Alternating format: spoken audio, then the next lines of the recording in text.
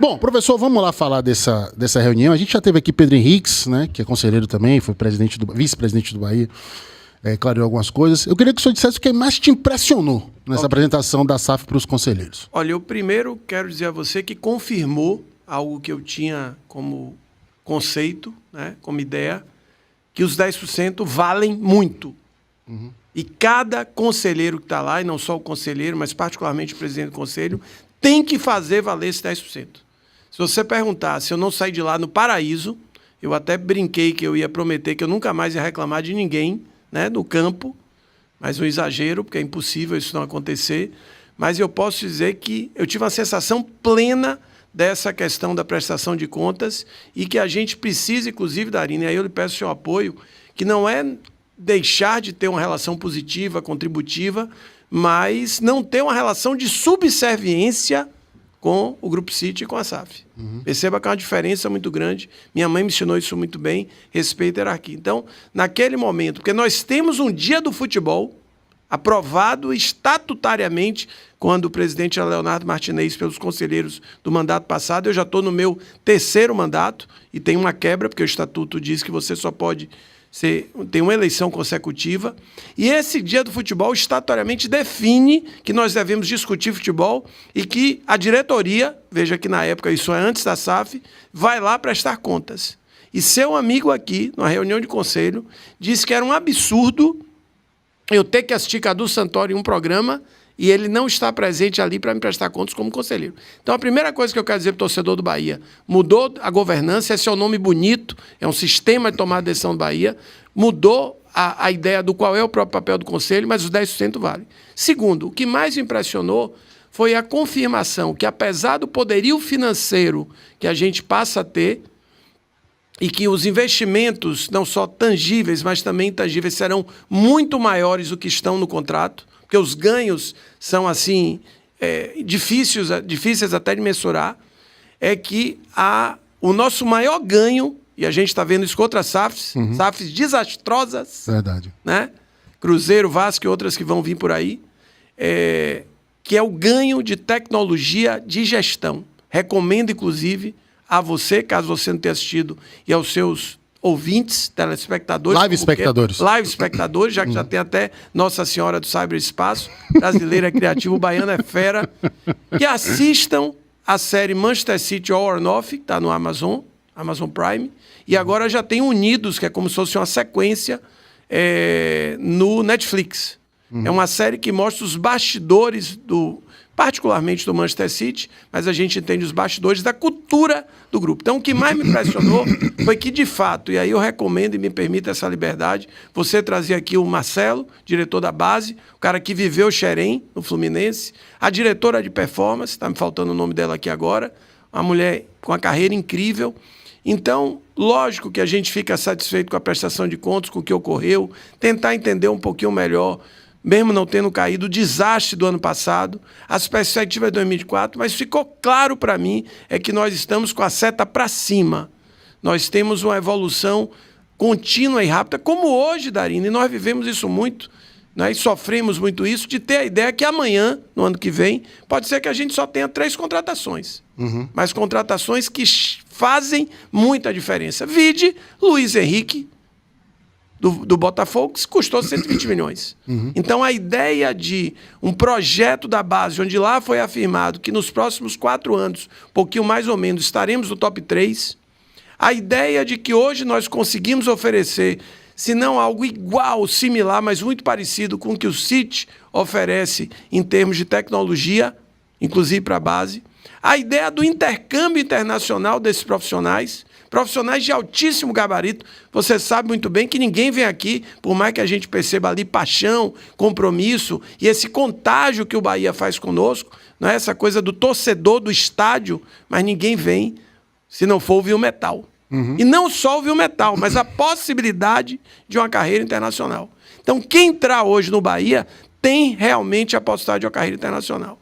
Então, eu diria que, independente de muitas informações, mando um abraço aqui, meu amigo particular, Pedro Henriques, o cara que eu admiro muito, e com certeza ele trouxe esse olhar. Talvez ele seja um pouco mais crítico que eu, né? Não. Ele foi tranquilo. Inclusive, ele se mostrou animado, né, com tudo que ele viu lá. A gente saiu de lá mais do que animado. A gente saiu de lá enlouquecido, que não é difícil pra gente. Agora, sobre esses executivos, só o seguinte, para quem não sabe, né? Viu metal é dinheiro, viu, gente? Então, quando você ouve de um diretor de base dizer que o perfil do jogador baiano é melhor do que o perfil carioca, ele fala de longilíneo. Por quê? Longilíneo. Eu realmente, na minha cabeça, o tradicional do Nordeste, mas está mudando, não é de alguém tão alto. Mas ele diz isso lá. Quando ele fala de olha, veja bem, tem um termo que é da minha área, gestão de pessoas, PDI, simplesinho, Plano de Desenvolvimento Individual, onde você estuda as peculiaridades do colaborador, veja do atleta, faço o parâmetro, faço o paralelo. Você, de uma certa forma, em cima disso, eu desenvolvo suas forças e posso até minimizar fraquezas. Eu acompanho a sua evolução no futebol, fala valências, não é competências, na minha área é competências. E eu, de uma certa forma, decido, inclusive, se eu vou ficar com o Darino, com o Fábio ou com o Luiz. Isso é base. Isso é ciência, isso tem ferramentas, inclusive, de inteligência artificial, ok? Então, aquela ideia, aquela frase tradicional, né, que a gente conhece o jogador pelo arriar da mala, não é que esse feeling precisa ser desprezado. E eu, particularmente, defendo muito que os ex-jogadores do Bahia, somente aqueles jogadores que tiveram uma trajetória mais equilibrada, além das quatro linhas, estejam presentes, inclusive, na base, porque só eles podem passar que nós somos bicampeão brasileiro. Então, hoje, quando a gente acredita num tri, num tetra, num título da Sul-Americana, num título da Libertadores, é claro, porque hoje nós temos perspectivas e vivemos o fundo do poço. O Bahia não acabou, graças à sua torcida. Fizeram o que a gente imaginar e não imaginar com o Bahia, mas, ao mesmo tempo, é porque a gente precisa recuperar, e agora de maneira realista, uma mentalidade vencedora. Então, ele falou em ciência, e ele falou numa coisa que eu trabalho muito daí. Ele quem? Luiz. Não, Luiz Ciência. Não, ele trouxe... Ele quem lá na palestra? Lá na verdade, todos falaram, Darino, de ciência, de tecnologia, de gestão. Todas as falas, toda a diretoria foi apresentada, do futebol feminino, foi mostrado organograma, e você foi muito feliz. É o tipo da informação que não tem por que não dividir. Sabe por quê? Porque ensina o esporte da Bahia e do Brasil. O Bahia hoje, com os projetos sociais, vai muito além do Bahia. Ótimo que a gente vai ter cada dia mais torcedor do Bahia. Coitado do contrário. Ok? Mas, na verdade, são projetos de impacto social. São projetos onde muitas vezes eu vou voltar a sonhar como baiano em jogar pelo Bahia. Ótimo, que eu queira depois jogar. Eu quero ver Gabriel no City, do Manchester City. Eu vejo Gabriel com o que ele tem de potencial, um típico zagueiro do campeonato inglês. Agora, professor, me diga uma coisa. Você falou muito de base, né? De reestruturação, de planejamento, de captação, dessa integração com o social, né? Que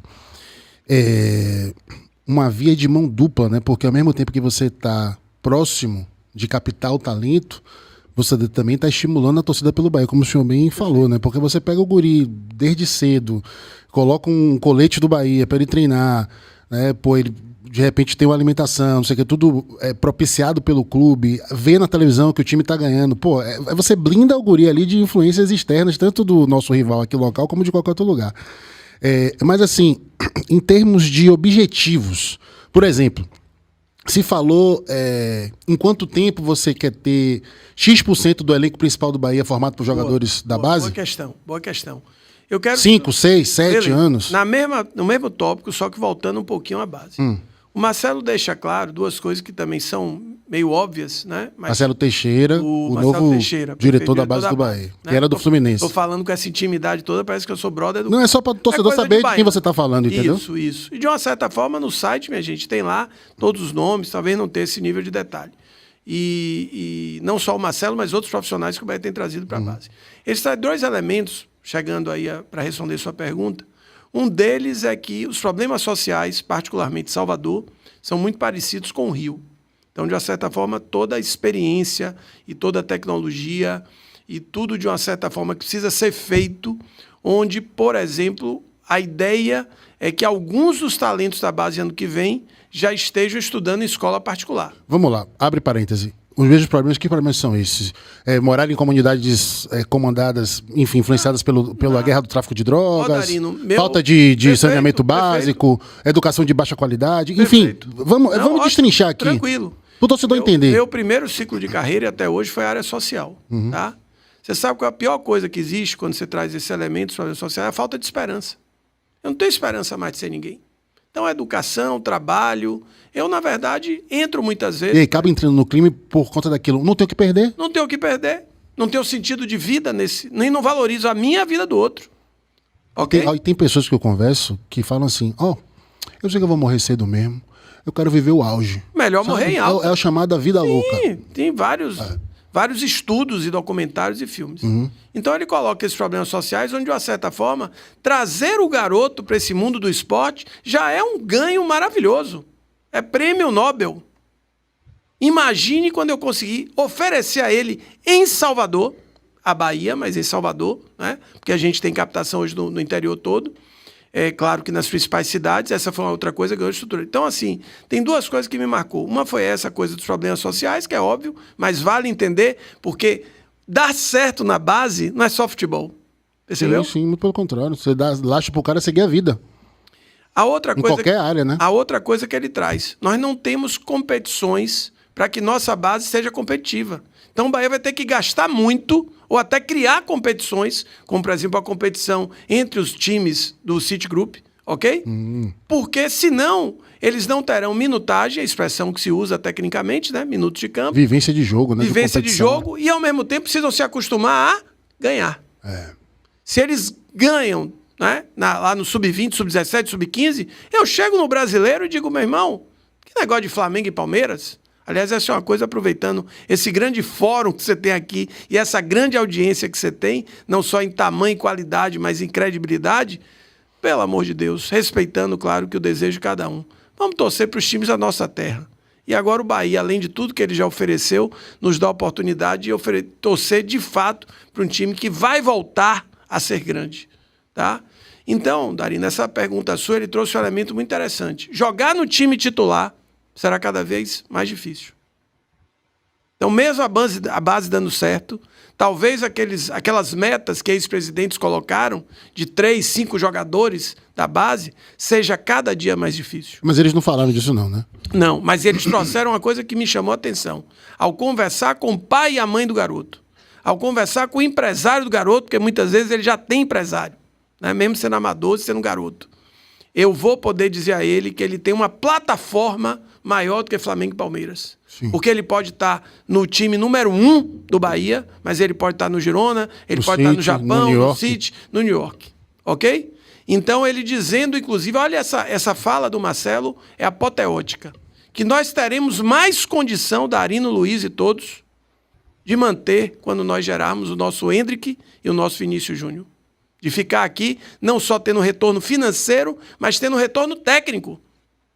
Ok? Porque a gente não precisa. A verdade é essa. Não precisamos vender. Se vai vender, não vai vender, só o tempo dirá, e são decisões, né, dentro da estrutura do 10,90. Quero like, eu quero like, eu quero like, eu quero like. Eu quero like, eu quero like, eu quero like, eu quero like, eu quero like. É a música do carnaval.